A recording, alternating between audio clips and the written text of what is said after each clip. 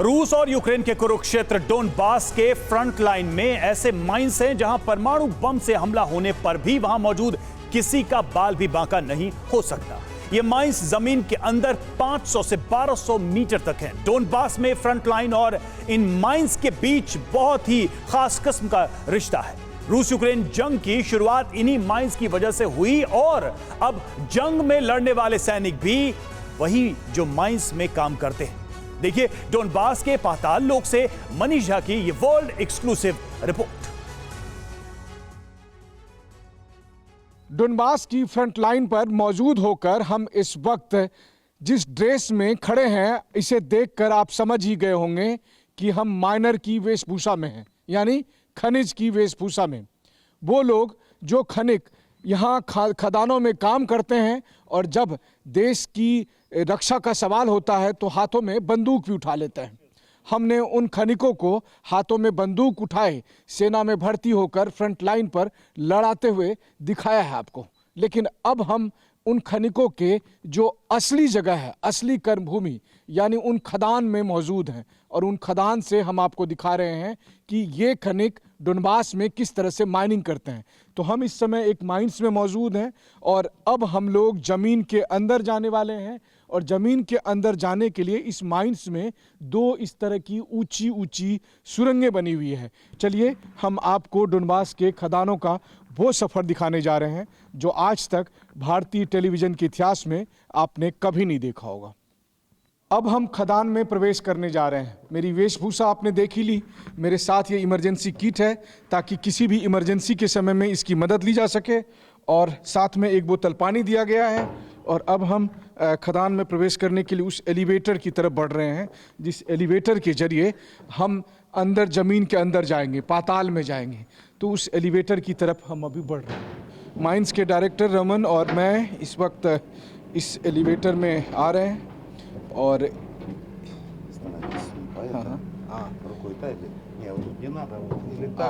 और देखिए अब हम एलिवेटर से नीचे बढ़ रहे हैं, नीचे की तरफ जा रहे हैं, यानी पाताल में हम अब जा रहे हैं। और ये देखिए बहुत तेज़ी के साथ ये एलिवेटर नीचे जाते हुए, और इस वक्त आप कैमरे पर वो तस्वीरें देख रहे हैं जो अपने आप में रोमांचक भी है। थोड़ा सा मन में डर भी होता है क्योंकि पहली बार मैं ज़मीन के इतने अंदर जा रहा हूँ, ज़मीन से आधे किलोमीटर का सफ़र। और इस वक्त हम बहुत तेज़ी के साथ इस एलिवेटर पर सवार होकर आगे नीचे जा रहे हैं। मैं कहूँ आगे बढ़ना तो ठीक नहीं होगा, नीचे जा रहे हैं। और नीचे जाते वक्त जो आप देखिए लगातार मैं देख रहा हूँ कि जो पानी है वो अब टपकना शुरू हो गया, क्योंकि आप सोचिए कि मैं कोई 100-200 फीट नीचे नहीं, ज़मीन से आधे किलोमीटर नीचे। मेरे कैमरा सहयोगी अमित इस वक्त एलिवेटर से ज़मीन के अंदर जाते हुए कैमरे पर उन तमाम दृश्यों को कैद करने की कोशिश कर रहे हैं। ज़मीन से 500 मीटर अंदर, धरती से 500 मीटर अंदर। जब आप पाताल लोक की बात करते हैं तो पाताल लोक ऐसा ही होता होगा। ये उन खनिकों की वो कर्मभूमि है जहाँ से कोयला निकाल कर वो दुनिया भर को भेजते हैं। और यहाँ से अब हमारा वो सफ़र शुरू होने वाला है जो रोमांचक भी है, जो ख़तरनाक भी है और जो हमेशा हमेशा यादगार रहने वाला है। तो अब हम एलिवेटर से उतर चुके हैं और ज़मीन के 500 मीटर अंदर हैं, आधा किलोमीटर अंदर। आप समझ सकते हैं कि कितने गहरे में हैं हम इस वक्त। और एलिवेटर से उतरने के बाद अब हम आगे बढ़ रहे हैं खदान की तरफ। ये जो खदान है, इस खदान के बारे में कहा जाता है कि ये पूरा जो इसकी लंबाई है वो 80 किलोमीटर की लंबाई रही थी। अभी फ़िलहाल जो माइनिंग होती है यानी जहाँ से कोयला निकाला जाता है उसकी लंबाई करीब 30 किलोमीटर है। तो 30 किलोमीटर लंबी खदान है ज़मीन के अंदर में, और 500 मीटर से लेकर ये 1200 मीटर तक इस इलाके में खदान की गहराई है। और अब हम इस अंडरग्राउंड ट्रेन के जरिए आगे का सफ़र तय करने वाले हैं। इस इलेक्ट्रॉनिक ट्रेन के जरिए हम अंदर खदान में जाएंगे। इस वक्त ये इलेक्ट्रॉनिक ट्रेन ज़मीन के अंदर आधे किलोमीटर की गहराई में खान के बीच में से चल रही है। जो खान है इसका इतिहास करीब 300 साल पुराना है। रूसी साम्राज्य की महारानी कैथरीन के समय में डोनबास इलाके में माइंस को डेवलप किया गया था और उसके बाद यूरोप से अलग अलग इलाकों से यहाँ पर लोग आए और इन सब के बीच आपसी भाषा जो है वो रूसी हुआ करती थी और इसीलिए डोनबास में रहने वाले लगभग 90% से ज़्यादा लोगों की जो भाषा है वो रूसी भाषा है और यहीं से सारी परेशानी शुरू हुई।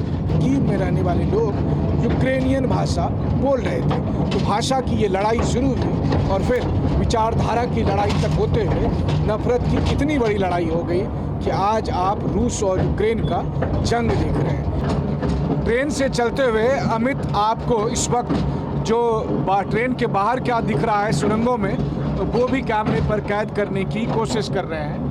तो कैमरे पर इस वक्त आप वो तस्वीरें देख रहे हैं जो आपके मन को रोमांचित भी करेगी, लेकिन साथ ही साथ आपके रोंगटे भी खड़ा करने वाली है, क्योंकि पहली बार किसी भी भारतीय न्यूज़ चैनल के इतिहास में ज़मीन से आधे किलोमीटर अंदर अब हम लगातार सफ़र कर रहे हैं। खदानों के भीतर चलते हुए इस ट्रेन से हम अपने डेस्टिनेशन पर पहुंच गए हैं। यहाँ से हम आगे आपको दिखाएंगे कि कैसे माइनिंग भी होती है, बहुत सारे माइनर्स भी दिखाएंगे आपको। अब देखिए यहाँ रेलवे ट्रैक के बीच में से पानी है और उस पानी से होकर हम जा रहे हैं, तो ये बहुत स्वाभाविक है। खान के अंदर आपको ये सारी चीज़ें मिलेगी। ये वो काला सोना है, यानी कोयला, डोनबास का कोयला। वो कोयला है जो लगातार 300 सालों से इस इलाके से निकाला जा रहा था। यूक्रेन का 90% कोयला इसी इलाके से निकलता है। आज जब युद्ध हो रहे हैं तो उसकी वजह से माइनिंग पर भी असर पड़ा है और साथ ही साथ कोयले के एक्सपोर्ट पर भी असर पड़ा है। अब आप देखिए तो ये देखने में किसी बड़े बंकर जैसा लगता है। ऐसे ऐसे सुरंग हैं, ऐसे ऐसे बंकर हैं जहाँ पर कि हम आगे बढ़ रहे हैं और इन बंकरों में अगर मैं कहूँ तो दुनिया का कोई भी बम कुछ भी बिगाड़ नहीं सकता। यहाँ जो सबसे बड़ा खतरा है वो इसी बात का है कि आप ज़मीन के अंदर हैं। इन्हीं खदानों से निकलने वाले जो संसाधनों की वजह से ही डोनबास पर सबकी नज़रें थी और उसी वजह से डोनबास आज रूस यूक्रेन युद्ध का कुरुक्षेत्र बना हुआ है। ये वो कर्मभूमि है जहाँ पर डोनबास के बहादुर खनिक काम करते हैं। जब शांति काल होता है तो वो इन खदानों में काम करते हुए यहाँ से कोयला निकालते हैं जिससे देश की अर्थव्यवस्था दौड़ती है। लेकिन जब युद्ध काल होता है तो वही खनिक अपने हाथों से फावड़ा छोड़ हथियार ले लेते हैं और फिर फ्रंट लाइन पर जाकर वो दुश्मन की सेना का मुकाबला भी करते हैं। और इस वक्त हम ज़मीन से आधे किलोमीटर से अधिक गहराई में जा चुके हैं। लगभग 600-700 मीटर की गहराई में जाते हुए हम आ रहे हैं। नमस्ते। मेरी तबीयत ठीक है। इन्होंने कहा कि आपकी तबीयत कैसी है? आपकी तबीयत कैसी है? आपकी तबीयत कैसे है? I am really happy. पश्चिबा। उन्होंने सच में अचानक मुझे ग्रीट करके नमस्ते कहकर दरअसल मुझे भी चौंका दिया था और ऐसा लगा जैसे इस पाताल लोक के अंदर इतनी गहराइयों में भी कोई अपना है जो जिसकी निगाहें मुझ पर है और यही बात बेहद सुकून देती है। इन पोटलियों में पानी भरा हुआ है। ये सब में पानी है कि जब कभी कोई एक्सप्लोजन हो, चाहे गैस का या फिर कोयले के डस्ट का, तो उस वक्त ये सब टूट टूट कर गिर जाए और उसकी वजह से एक्सप्लोजन को कंट्रोल किया जा सके। हम उस पॉइंट पर हैं जहाँ पर कोयला निकाला जाता है, जिसे लावा कहा जाता है, उस जगह पर है। और देखिए यहाँ पर जो माइनर हैं वो किस तरीके से कोयले को निकालने के लिए यहाँ पर आगे बढ़ते हैं। मेरा वाटर बॉटल यहाँ पर गिर रहा है। आप देखिए कि कोयला निकालने के लिए कोयला नीचे ना गिरे और यहाँ पर एक लकड़ी के खंभे से इतना स्पेस बनाया जाता है। सामान्य तौर पर यहाँ तक पहुँचने के लिए जो माइनर है वो घुटने के बल चल कर आते हैं। पाताल के अंदर आने से ज़्यादा मुश्किल मुझे अब लग रहा है यहाँ से बाहर निकलने का सफ़र, क्योंकि हम चलते चलते तो यहाँ तक पहुँच गए थे। अब यहाँ के आगे हम उन्हीं पट्टियों में लेट कर जाने वाले हैं जिससे कि कोयला बाहर निकाला जाता है। और ये जो पट्टी है, इसी पट्टी पर लेट कर हमें आगे बढ़ना है। और लेटे लेटे हमें आगे चलना है। जिस पट्टी पर है उसी पट्टी में लेट कर हमें आगे बढ़ना है, और यही पट्टी जब आगे चलेगी तो आप समझिए जैसे रेलवे ट्रैक है, पटरी पर है और उसी में हमें आगे बढ़ना है। आप सोचिए जैसे कोयला ले जाया जाता है वैसे ही हम सब जा रहे हैं। ओह माय गॉड, ये सच में बहुत डरावना भी है और बहुत खतरनाक भी है। अमित, कैमरे को ठीक बीच में रखकर आप अपना ध्यान ज़्यादा रखें, बहुत संतुलित मुद्रा में। और इस वक्त देखिए ये पट्टी हमें ऊपर लेकर जा रही है।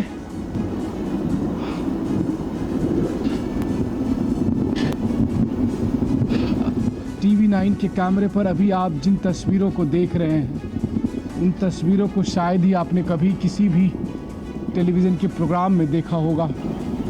और अब हम उस जगह पर पहुंच गए जहां से हम एलिवेटर के ज़रिए जो है वो ऊपर जाएंगे। और ये कुछ कई मिनट का जो ये सफ़र था ये वाकई में रोमांचक भी था और उतना ही खतरनाक था। अब इसके बाद हम फिर इसी इलेक्ट्रॉनिक ट्रेन के ज़रिए एलिवेटर तक पहुंचेंगे।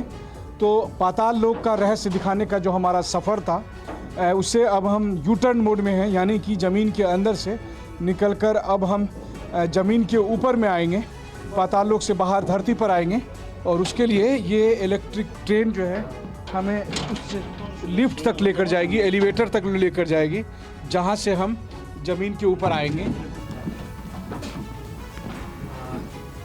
पाताल लोक के अंदर बने फ्रंट लाइन से अब हम बाहर आ चुके हैं, धरती माँ के ऊपर में, जहाँ पर एक और फ्रंट लाइन है, जहाँ रूस और यूक्रेन की जंग चल रही है। जब हम पाताल लोक के भीतर गए तो हमें एहसास हुआ कि इस इलाके के वो मजदूर जो पाताल लोक के अंदर बने फ्रंट लाइन यानी इन खदानों में मेहनत से मजदूरी करते हैं, कोयला निकालते हैं, जब देश की रक्षा की ज़रूरत होती है तो कैसे वो अपना फावड़ा छोड़ हाथ में हथियार ले ऊपर आकर अपने फ्रंट लाइन पे दुश्मन से मुकाबला करते हैं। इस वक्त हम डोनबास के उसी कोल माइंस के ऊपर में मौजूद हैं, जहाँ पर आपने देखा ये दो बड़े बड़े जो सुरंग हैं, इसके अंदर से कैसे हम फ्रंट लाइन जो पाताल लोक है उसके अंदर गए और फिर वहाँ पर हमने खदानों का कई मील का सफ़र भी किया। और अब वहाँ से हम ऊपर आ गए हैं ताकि हम जो दूसरा फ्रंट लाइन है, यानी वो फ्रंट लाइन जिसके बारे में पूरी दुनिया देख रही है, जान रही है, जहाँ पर कि अब भीषण युद्ध हो रहा है, उसके सूरत हाल आप तक पहुँचा सके। कैमरामैन अमित बालियान के साथ Manish Jha, TV 9 Bharatvarsh, Donbas mines.